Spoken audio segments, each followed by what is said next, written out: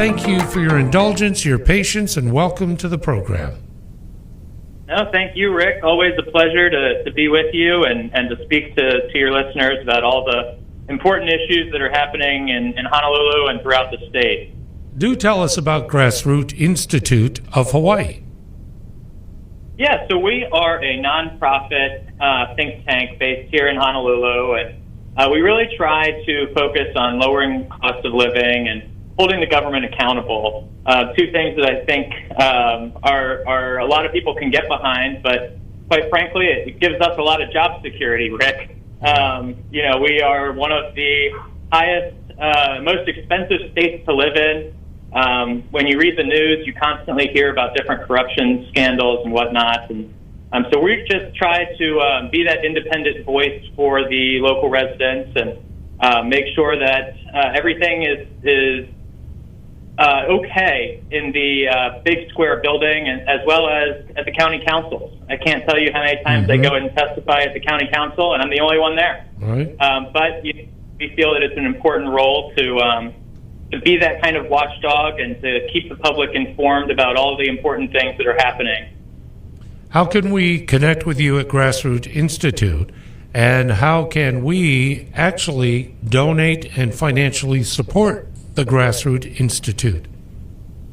Yeah, well, I appreciate that. And we, you can visit us on our website. It's grassrootsinstitute.org. There's a big old donate button at the top right there. But on our website, we have a ton of reports, a lot of data, policy briefs on a lot of different issues, things like housing, healthcare, taxes, the budget. We also run a great Instagram page that we try to keep with up-to-date information, and we try to make it a little bit funny, try to laugh at some of the things that are happening. That's at Grassroots Hawaii. And so for any of your listeners that want to just support us or want to just stay up to date on everything that's happening, you can visit us on our website. Again, that's grassroots.org, or on Instagram, Grassroots Hawaii. We have quite a bit on the agenda today. I'd like to do a bit of a lightning round with you, Ted, if you don't mind. And this has to do with the end of the legislative session. However, there are still decisions to be made on the fifth floor. If you could walk us through, starting off with the Green Affordability Plan, status of that, impact of this law. Yeah, so the Green Affordability Plan, for those that may remember, last year Governor Green tried to put in a huge income tax reform package, and unfortunately it stalled out. But this year it did pass the House and the Senate and is sitting on his desk to be signed. I would assume that he would probably sign his own bill. Now, granted, it has changed, but it is a huge shift in the mindset of legislators and how they get their revenue at the state level. They are essentially, they're doubling the standard deduction, but they're also shifting the income tax brackets. So what is really important about that is essentially as minimum wage continues to increase and as inflation continues to set in, people's salaries are pushing them to almost middle-class tax brackets, and they're having to pay much higher taxes if they're just a minimum wage employee. So this shifts that so that they are now paying a much lower tax rate. It's actually a tax cut for, I would say, 99.9% of local residents here, which is huge. This is more money in people's pockets. It actually takes us to, before this bill, we were the second highest income tax state in the country. This takes us down to 40th. And so there's only 42 states that charge an income tax. So we go from being the second highest to the third lowest. And again, I can't underscore how important that is for local people to keep more money in their pockets. We hear all too often about lowering the cost of living and what can we do. Well, this is a direct infusion into people's wallets, and they can now be able to hopefully afford more rent, afford groceries. This is something that's really going to help out a lot of people. So we are really glad that the legislature somehow found the money for it, and we hope that they can continue with this. It's going to be a tax cut, almost a perpetual tax cut, as they shift the bracket every other year until 2020 or 2031. Excuse me. Again, lightning round. You and I can have a conversation about that as well. But I want to make sure that we have a chance to cover all that you have for us today. Housing. Yeah, housing. There were two big bills. The first would allow 2 ADUs on residential lots in Hawaii, and again, that is something that is huge. But the other one is adaptive reuse. So we see so many of these empty office spaces and condo buildings, empty office spaces and retail spaces after COVID. Why don't we turn those into apartments and condos and whatnot? And so that is a huge bill that we're really glad got passed, because again, we're in a housing shortage, and the more houses that we can build is going to help lower the price. It is, once again, with the Grassroots Institute of Hawaii with Ted Kafalis today, and thanking Ted so very much for taking the time. I wanted to take a quick diversion, and I'd love to get the Grassroots Institute position on homelessness. Yesterday, a press conference was State and City with Josh and Rick, and more detailed strategies in light of the PIT count, which reflects a double-digit increase over last year's count. What are the financial analyses in the homeless issue, both state and city? Yeah, well, just to recap, I think, the mayor and the governor had that press conference to address the homeless issue, and anybody that walks around the streets here can tell that the homeless numbers are increasing, and specifically it's the unsheltered individuals.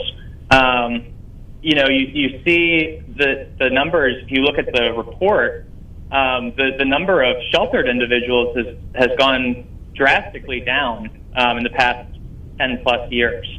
And so we're seeing a lot of these homelessness cases that are on the streets, and they're not getting the help that they need.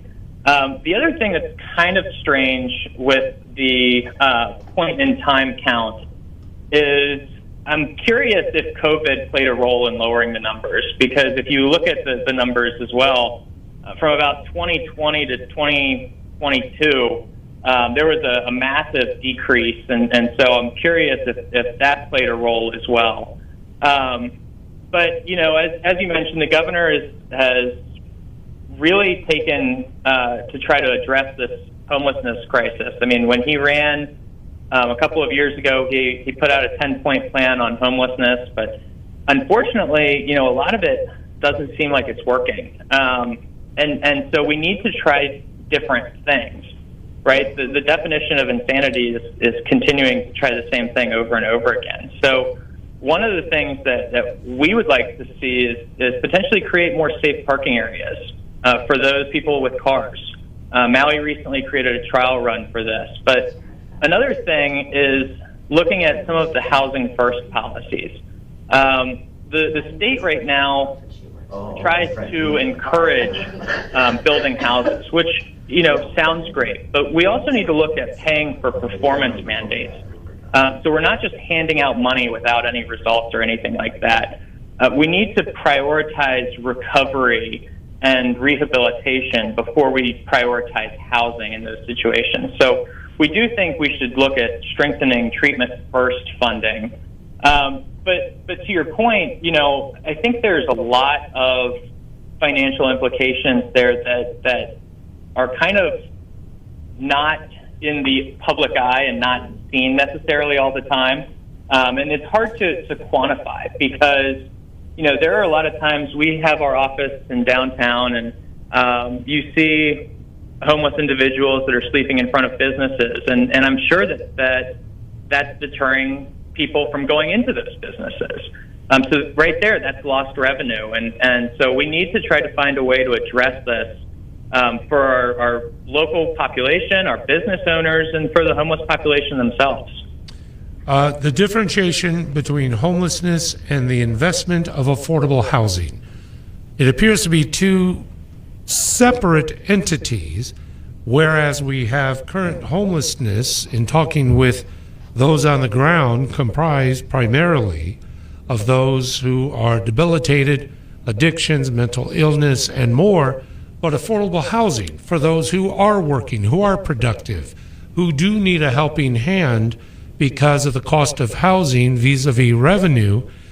Your differentiation between the two, and just how much money collectively are we investing for approximately 4,000, make that 5,000 identified homeless, but then again affordable housing for those who face challenging times? Yeah, I think you hit the nail on the head. I think there are a lot of different types of homeless, quite honestly. But to kind of dull it down, and you have the instances where there's mental health, there's substance abuse, and it's about getting those people to treatment, like I mentioned earlier. But then you have the affordable housing aspect, and there are a lot of different factors at play there. You have, buildings that are focused on folks that make below 80% AMI.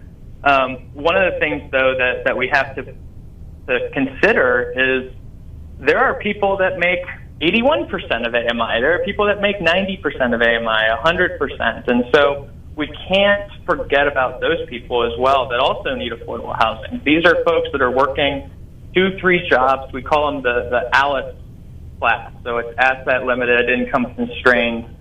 And so that's what we also need to focus on, again, is looking at trying to make these homes affordable for the folks that are truly out there working and truly trying to provide for their families. Again, I mentioned the ADU bill and the adaptive reuse, but those are two bills that we think are going to directly impact the affordable housing issue. ADUs specifically because they are smaller, they have a smaller footprint. They're usually not as tall. They're not like big condos, but you're able to have a yard still. So that's something that we think is going to be directly targeted towards local residents as opposed to investors, let's say. But then also looking at adaptive reuse. I know that there are probably 10 projects right now in Honolulu and downtown Honolulu that are looking to convert office space or retail space into housing. And that's going to really revitalize our neighborhood. If you go into Chinatown now, Rick, as you probably know, after 5 p.m., it's a ghost town. And so, to be able to create a community down there with folks that are living down there will also, I think, not necessarily solve the homeless issue because it is a much bigger problem, but it will help, I think, address some of those issues that we see. Ted, we're coming right up to the top of the hour in a moment, including a weather update. Before we go, remind us how to connect with Grassroots Institute of Hawaii. Yeah, so you can go on our website. It's grassrootsinstitute.org.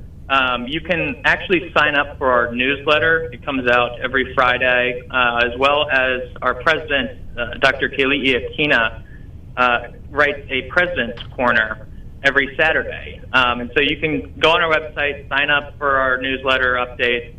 Again, you can go on our Instagram at Grassroots Hawaii.